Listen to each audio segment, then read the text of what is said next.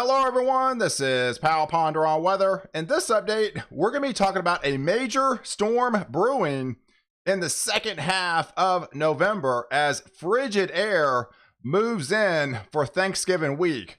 So if you're new to the channel, click the subscribe button and notification bell to get all my daily updates to keep you ahead of the storm. Good morning everyone, this is your Saturday, November the 13th update, and what we're taking a look at here is the overall temperature anomalies so far for the month of November.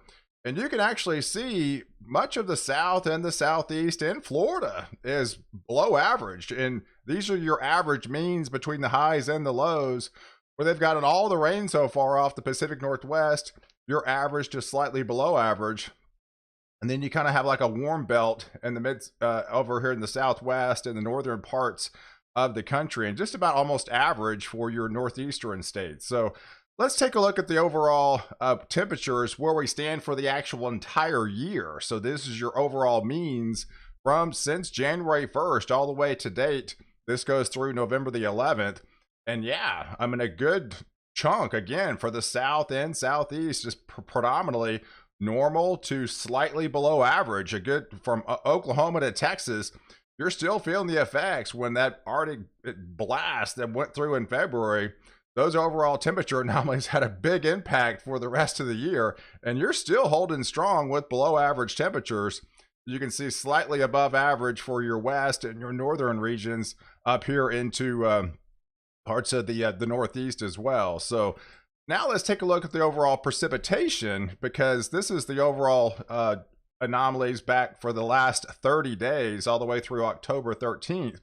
And this is right in line when the actual La Nina started. We are currently in a weak La Nina, and it's expected to continue all the way through the early part of spring of 2022. And you can see typically in a La Nina, you get the subtropical jet a lot less active, and that's what we've seen. I mean, you've seen below average precipitation for much across the southern region, with the few exceptional anomalies here. But overall, the polar jet becomes more active in a La Nina pattern. That's what we've seen with the atmospheric river coming back for Northern California and for much of the Pacific Northwest. But you can see the northerly track, all the green shaded areas, those are your above average rainfall. So this is right in line what you would typically see in a La Nina type pattern.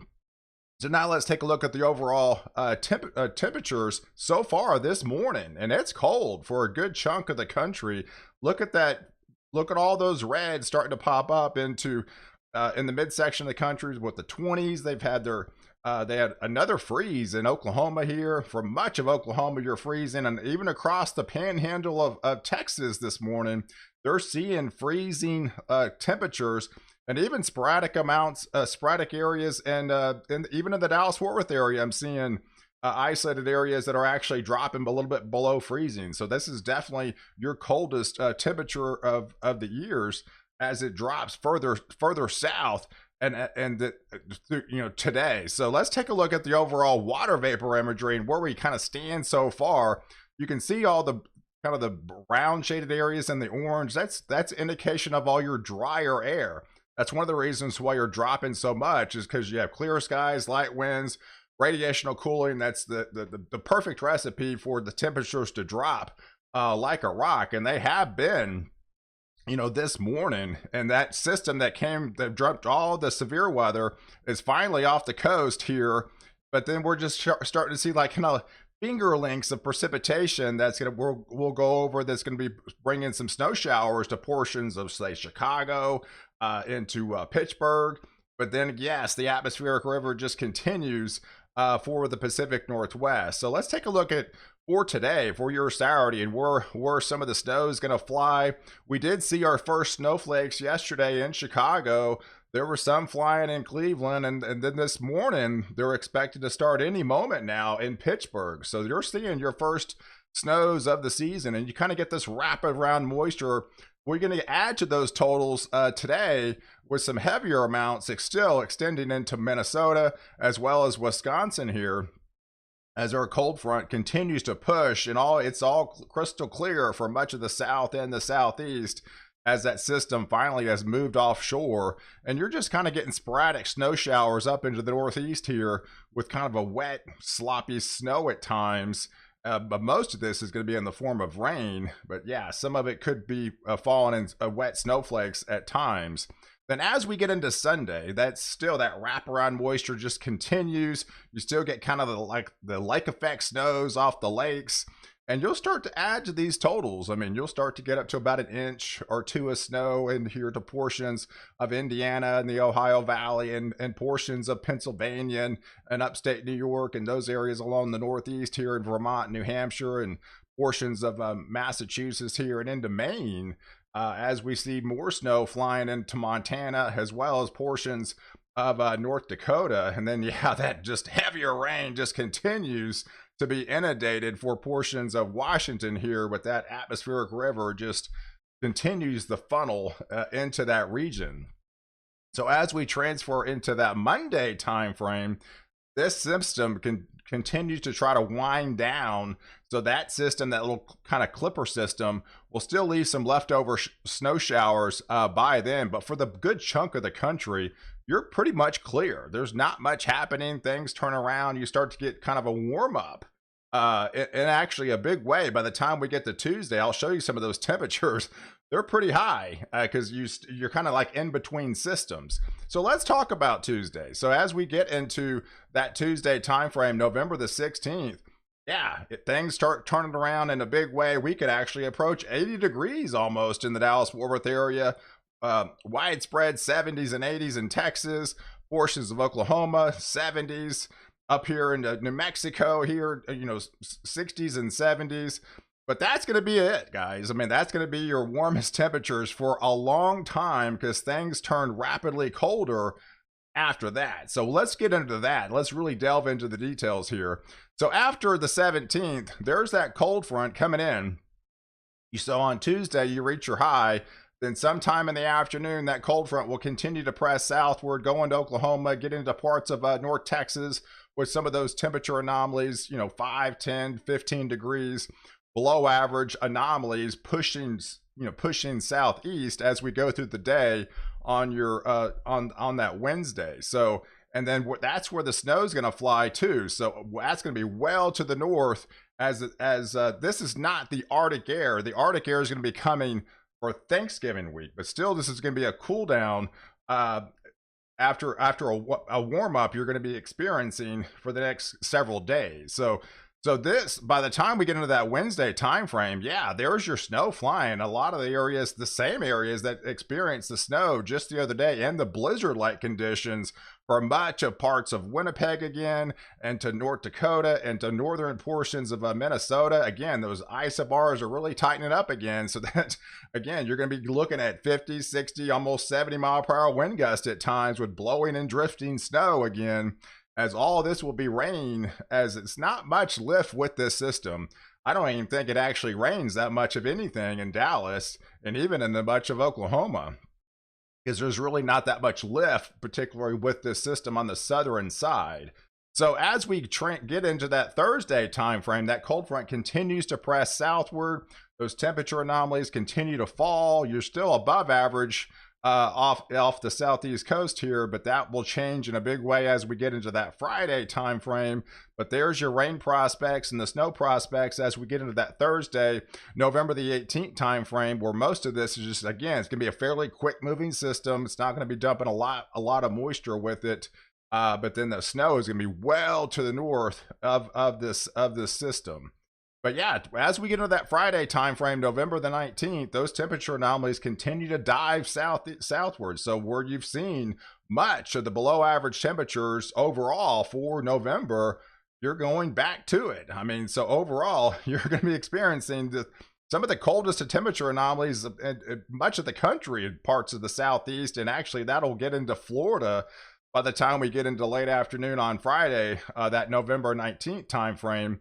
But to the north, where it's going to be cold enough to some of that transfer to snow, again, this is not the big Arctic surge that I'm expecting, but still it's going to be cold enough where you still get kind of a changeover to some snow that's going to be flying again in portions of you know, say Pennsylvania, upstate New York, and our kind of our northern regions again, as it's going to be cold enough to snow still starting to break out into portions of Washington and Idaho by the time we get in that 19th time frame.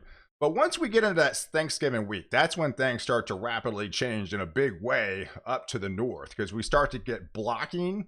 The teleconnections start going negative. The NAO goes negative. The AO goes negative. We get a Greenland blocking. We get kind of warming into Alaska. Trough setting up in the middle, and that's going to be rapidly deepening by the time we get into the 21st time frame. Tapping into some of that polar air as the polar vortex starts to stretch, it starts to elongate and drops fingers of polar air, Arctic air into the United States. And I think that just amplifies as we get deeper and deeper into your Thanksgiving week. So let's take a look at as we move beyond the 21st, because that trough just digs all the way down to the south. We're in a La Nina, so this is typically what you would see at times where you get kind of extreme type temperatures. You get big swings in temperatures like we've been seeing, but then you get some Arctic surges, and when Arctic surges plunges, it can plunge all the way down to the deep south. And I think that's what we're going to be seeing by the time we get in that Thanksgiving week. So here's the 22nd on that Monday for your beginning of your Thanksgiving week. That trough dips all the way down into Missouri, into Arkansas, reaches all the way down into Louisiana, bringing those colder anomalies all the way down into the deep south. But again, it pulls up that moisture. This one does have a lot of lift with it. Lift creates snow where it's going to be cold enough to snow. And I do think it's going to be cold enough to snow in places like Missouri, places like Tennessee, places like Kentucky is going to start seeing some snow. And this could produce a pretty good snowstorm riding up the Ohio Valley and then eventually getting up into the Northeast by the time we get closer to that, you know, closer to Thanksgiving. But look what's lurking out here.